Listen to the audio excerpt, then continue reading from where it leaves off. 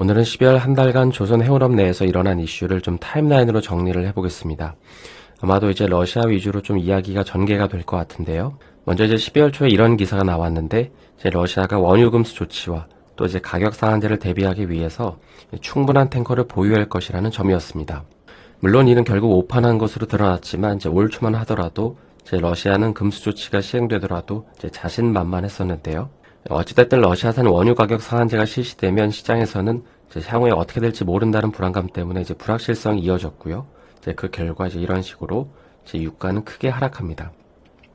그런데 이제 얼마 안 있어서 곧바로 이런 뉴스가 나오는데, 바로 이제 중국이 이제 러시아 해상 보험을 인정하지 않는다는 내용이었습니다. 아시다시피 이제 모든 선박들은 선박 보험을 가입해야 되는데, 만일 이제 피해를 보상해주는 보험에 가입하지 않는다면 이제 거의 운항이 어려워지죠. 그러니까 보험을 가입하지 않은 선박들은 이제 입항이 안 됩니다. 그래서 곧바로 러시아는 자국 중앙은행이 보증하는 방식으로 이제 보험을 발행하면서 이제 급한 불은 껐는데, 하지만 이제 또 다른 문제가 터지는데, 바로 이제 러시아산 원유를 실어 나르는 이 화물 비용이 급증하기 시작합니다. 당시 이제 러시아산 원유는 다른 원유보다 한 30불 정도 할인을 받으면서 이제 55불에서 한 60불 정도의 거래가 되고 있었는데, 이때 이제 화물 비용이 무려 이제 20불이나 이제 늘어나게 되는 것이죠. 물론 러시아산 원유를 완전 거래하도록 막아놨기 때문에 운송 비용이 급증한 건 아니지만, 당시 이제 쉘 같은 메이저 선사들이 이제 러시아산 원유를 한 번이라도 실어 나르는 선사들과는 이제 거래를 하지 않을 거라고 했기 때문에 이제 러시아 입장에서는 이 자국 원유를 수출하는 업체들에 돈을 더 줄 수밖에 없는 것이었죠. 그러니까 당시 유가가 이제 80불에서 90불 언저린 상태에서 이제 우랄산 원유는 55불에 판매되고 있었지만, 이제는 여기에 화물 비용 20불이 추가가 되면서 이제 거의 차이가 없어지게 됩니다. 그래서 이제 이런 흐름을 예상한 중국은 그 러시아산 유가 상한제가 실시되면 이제 유가가 더 하락할 거라고 생각해서 관망 포지션이 증가했는데요. 다행히도 이제 인도가 흑기사를 자초하면서 이제 유가는 크게 급등하지 않습니다. 당시 이게 이제 미국의 전략이었다는 얘기가 많은데, 어찌됐든 이제 러시아산 원유가 시장에 공급되지 않으면 이제 수요는 그대로인 상태에서 공급이 크게 줄어드니까 이제 유가가 크게 오를 수밖에 없고, 또 유가가 크게 오르면 미국의 인플레이션 수치가 꺾이지 않고 이제 계속 유지될 수밖에 없을 텐데, 이제 미국은 인도가 러시아산 원유를 구매할 걸 알고 있었기 때문에 이제 원래라면 공개적으로 우려감을 표현하고 이제 비판해야 됐지만, 자국 내 물가 인상을 막기 위해서 인도의 이러한 행위를 이제 용인해 줍니다. 왜냐하면 이제 중국도 러시아산 원유 수입을 줄이는 마당에 이제 인도가 러시아산 원유를 수입해주면 그나마 원유가 시장에 풀리면서 이제 공급 부족 현상이 나타나지 않기 때문이죠. 그리고 이제 앞으로 유럽은 러시아가 아닌 다른 국가들에서 이제 원유를 구입해야 되기 때문에 이제 더 먼 거리에서 원유를 수입하게 됩니다. 그래서 이제 방금 말씀드린 내용들이 이제 하나의 그림으로 정리하면 이런데요. 유럽은 이제 중동과 미국에서 이제 원유를 주로 많이 수입을 하고요. 반면에 이제 러시아산 우랄산 원유는 당시 이제 엄청난 양이 이제 인도로 수출이 됩니다. 그런데 이제 이때 당시 중국의 포지션이 굉장히 영리한데요. 이 표를 보시면 이제 당시 러시아는 중국에 한 100만 배럴 정도를 보내고 있었는데, 이제 물량보다도 전체 순위를 보면 이제 인도보다도 많은 1위입니다.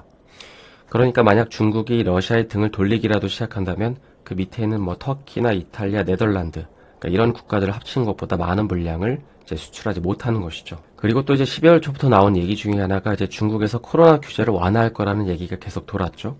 그에 더해서 이때 러시아와의 협상에서 우위를 점하기 위해서 이 방점을 찍은 이벤트가 바로 시진핑의 사우디 방문이었습니다. 그러니까 시점이 흥미롭죠. 사실 12월 7일은 보시는 것처럼 이제 유가가 거의 바닥을 터치한 날이었습니다. 그러니까 중국은 머리를 쓴 건데, 현재 러시아가 원유 수요처를 긴급하게 찾는 와중에 이 러시아와 중국의 원유를 공급하는 또 다른 라이벌 국가인 사우디를 방문하는 건 중국 입장에서는 더 싸게 원유를 수입하고 싶다는 시그널이었습니다.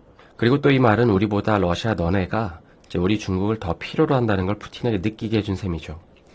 그래서 이때 이후로 중국은 다시금 원유 수입을 늘리기 시작했고, 이제 그 방식은 바로 보험이 필요한 수에즈 운하를 통과하는 방식이 아니라 이제 저 먼 거리인 이 남아프리카 공화국을 돌아오는 방식을 선택합니다. 그러니까 보험 적용이 안 돼서 운하 통과를 못하니까 이제 멀리 돌아오는 건데요. 자세히 보면 이제 수에즈막스나 아프라막스로 러시아에서 실어온 원유를 이제 VLCC로 환적해서 중국으로 수입하는 것이죠. 이 차트를 보시면 이제 12월 22일 기준으로 이제 러시아산 원유가 알 수 없는 지역으로 이제 수출되는 물량이 크게 늘어나는 걸 볼 수 있는데요. 그런데 이제 사실 이건 중국이었습니다. 물론 이제 여기 명확하게 중국이라고 표시해서 이제 보내는 물량도 있지만, 이제 우회해서 중국으로 보낸 물량도 많았던 것이죠. 그럼 이제 러시아는 언제까지 이렇게 할인된 가격으로 원유를 수출할 수 있을까요? 현재 러시아는 최소 50불은 넘겨야 손익비가 맞기 때문에 러시아가 계속해서 많은 할인을 하면서 퍼주기에는 이제 한계가 있을 수밖에 없습니다. 그리고 이제 앞서 설명했듯이 현재 화물 비용이 더 늘어나고 있기 때문에 총 가격을 맞추기 위해서는 결국 이 원유 가격을 더 많이 할인해 줄 수밖에 없다는 거고, 이제 이는 결국 러시아가 앞으로도 더 많은 원유 할인을 해야 함을 의미합니다. 그렇게 되면 결국 러시아도 이제 압박을 받을 수밖에 없겠죠. 실제로 현재 러시아는 남미와도 거래 루트를 뚫기 위해서 협상을 하고 있지만 이제 쉽지 않다고 밝힌 바가 있고요.